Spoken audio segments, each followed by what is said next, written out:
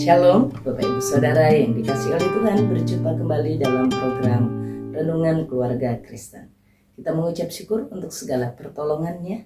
Sampai hari ini kita telah melewati kembali 1 minggu dalam hari kerja kita, dalam segala aktivitas kita.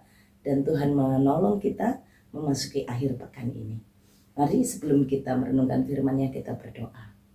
Bapa kami yang di sorga, terima kasih Tuhan untuk kebaikan-Mu. Terima kasih Tuhan untuk pertolongan-Mu. Hari ini kami menaikkan syukur kami. Betapa Tuhan baik, betapa Tuhan dahsyat, menolong kami, memampukan kami melewati hari-hari pelayanan, hari-hari pekerjaan. Dan Tuhan, sampai di akhir pekan ini, tangan-Mu terus kuat menopang kami. Terima kasih ya Allah, terima kasih. Kekuatan-Mu dahsyat dan ajaib. Terima kasih Tuhan. Kami memerlukan firman-Mu. Tuhan Yesus, urapilah hamba-Mu, berkatilah kami dan tolonglah kami. Demi nama Tuhan Yesus Kristus. Amin. Mari kita bersama-sama memperhatikan firman Tuhan yang menjadi perikop renungan kita dari Yeremia pasal 20, ayat yang pertama sampai dengan ayat yang ke-6. Yeremia pasal 20 ayat yang pertama sampai dengan ayat yang ke-6, demikianlah firman Tuhan. Pasihur bin Immer, imam yang pada waktu itu menjabat kepala di rumah Tuhan, mendengar Yeremia menubuatkan perkataan-perkataan itu. Lalu Pasihur memukul Nabi Yeremia dan memasungkan dia di pintu gerbang Benyamin yang ada di atas rumah Tuhan. Tetapi ketika Pasihur keesokan harinya mengeluarkan Yeremia dari pasungan itu, berkatalah Yeremia kepadanya, Tuhan akan menyebut namamu bukan Pasihur, melainkan kegentaran dari segala jurusan. Sebab beginilah firman Tuhan, sesungguhnya aku akan membuat engkau menjadi kegentaran bagimu sendiri dan bagi semua sahabatmu.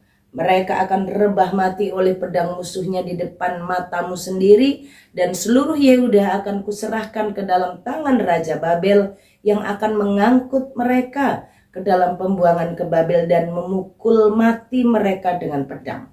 Juga harta benda kota ini, segala hasil jerih payahnya, segala barangnya yang berharga dan segala barang perbendaraan raja-raja Yehuda akan kuserahkan ke dalam tangan musuhnya yang akan menjarah, mengumpulkan dan membawa semuanya itu ke Babel. Mengenai engkau, hai Pasihur, dan semua orang yang diam di rumahmu, kamu akan diangkut tertawan, engkau akan sampai ke Babel dan akan mati di sana dan akan dikuburkan di sana. Engkau ini dengan seluruh sahabatmu yang kepadanya engkau telah bernubuat palsu. Bapak Ibu Saudara yang dikasihi oleh Tuhan, setiap kita yang membaca, merenungkan dan melakukan firman Tuhan dalam hidup tiap-tiap hari. Hari ini kita telah bersama memperhatikan, mendengarkan, membaca Yeremia pasal 21 ayat 1 sampai 6. Pelajaran apa yang kita dapatkan dari peristiwa yang dialami oleh Yeremia? Yeremia pada saat itu telah berani melakukan penyampaian firman Tuhan, pemberitaan firman Tuhan seperti yang Tuhan sampaikan. Yeremia melakukan tepat seperti yang Tuhan sampaikan. Yeremia menyampaikan perkataan-perkataan nubuat bagaimana Yerusalem, Yehuda akan dihancurkan seperti tembikar tukang periuk. Yeremia menyampaikan bagaimana jika mereka tidak bertobat, hidup mereka ada di dalam kengerian yang besar. Hal ini mendatangkan kemarahan kepada imam besar, imam yang saat itu menjadi pejabat kepala di rumah Tuhan.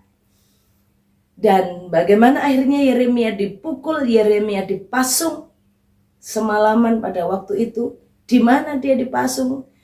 Di atas rumah Tuhan, di pintu gerbang Benyamin yang ada di rumah Tuhan.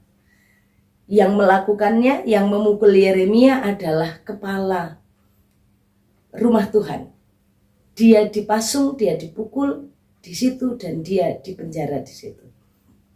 Dia dipasung di rumah Tuhan itu, di atas pintu gerbang Benyamin. Bapak Ibu Saudara, yang pertama kita belajar bahwa saat kita belajar menyampaikan kebenaran, belajar bertekun melakukan kebenaran, kita diingatkan untuk tidak perlu takut dan berhenti.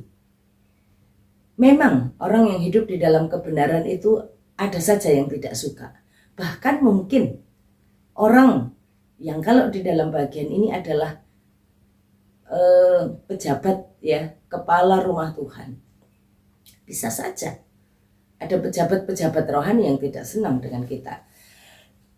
Karena kita berani memperkatakan kebenaran. Ada yang tidak suka. Ada akibat, mungkin ada penderitaan yang terjadi, ada yang dialami, bisa saja.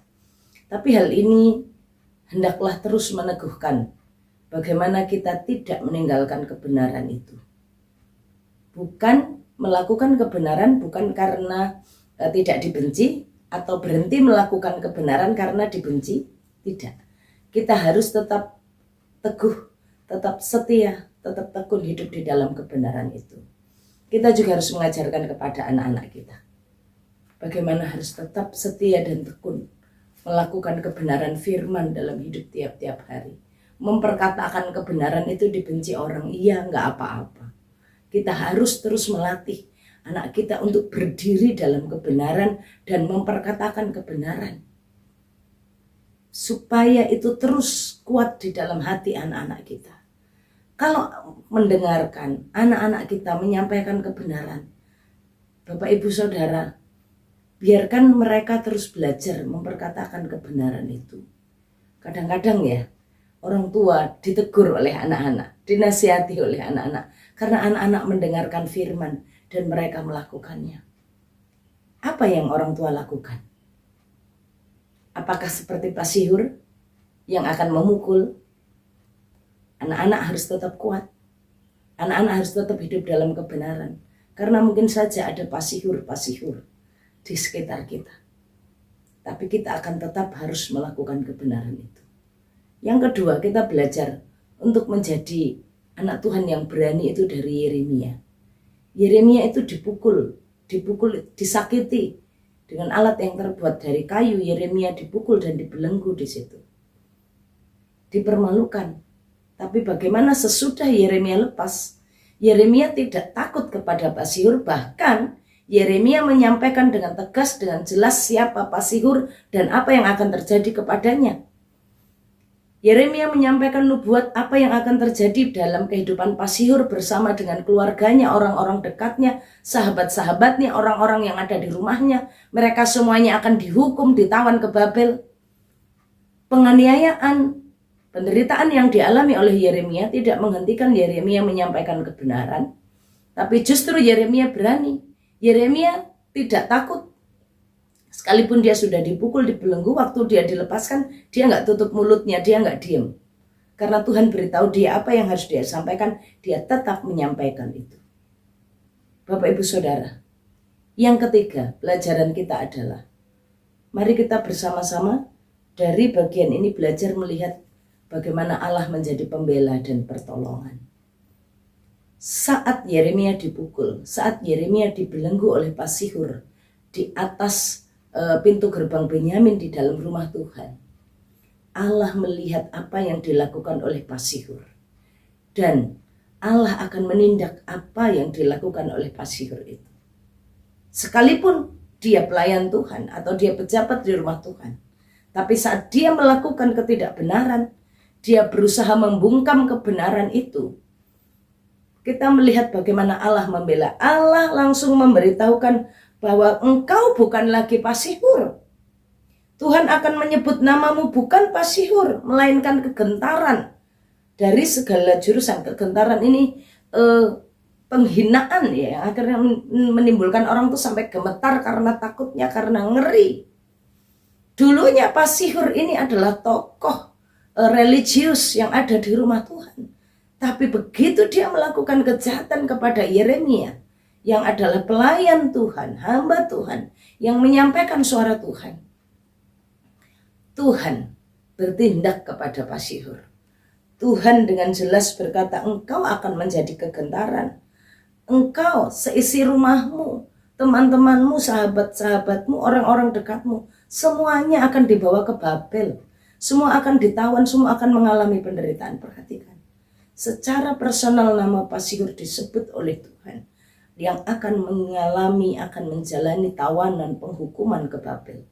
Bapak Ibu Saudara, sebagai anak-anak Tuhan yang mungkin karena iman kita, hari-hari ini kita mengalami penderitaan, hari-hari ini kita mengalami tekanan, hari-hari ini kita diteror, hari-hari ini kita mengalami ketidakbebasan, tekanan. Ingatlah bahwa Allah akan bertindak. Allah memperhatikan apa yang dilakukan oleh orang-orang kepada hamba-hambanya, kepada anak-anaknya, kepada orang-orang yang hidup dalam kebenaran. Tuhan yang akan membalaskan, Tuhan yang akan membela, Tuhan yang akan berbuat, menindak dengan tepat. Bapak Ibu Saudara, mari hari ini kita terus belajar hidup sebagai anak-anak Tuhan yang setia melakukan kebenaran, setia mengikut Tuhan, setia menyembah Tuhan. Sekalipun karena iman kita menghadapi penderitaan, mari tetap setia, mari tetap berani dengan iman kita. Percayalah, Allah akan menjadi pembela kita dan penolong bagi kita. Allah yang akan membalas dengan tepat pada waktunya. Mari kita berdoa. Bapa kami yang di sorga, terima kasih Tuhan. Hari ini kami diingatkan akan besarnya kasih setiamu, dan dalam kebenaran firman-Mu, Tuhan tolong kami untuk tetap tekun setia mengikut Engkau, hidup di dalam kebenaran dengan berani sekalipun ada aniaya dan penderitaan. Tuhan tolong kami serahkan segala hak pembalasan itu di hadapan tangan-Mu atas setiap orang-orang yang telah berlaku jahat kepada kami. Kami mohon di dalam nama Yesus. Arahkan hatimu kepada Tuhan dan terimalah berkat-Nya. Tuhan memberkati engkau dan melindungi engkau. Tuhan menyinari engkau dengan wajah-Nya dan beri engkau kasih karunia. Tuhan menghadapkan wajah-Nya kepadamu dan beri engkau damai sejahtera dari sekarang sampai selama-lamanya. Amin. Shalom, Tuhan Yesus memberkati.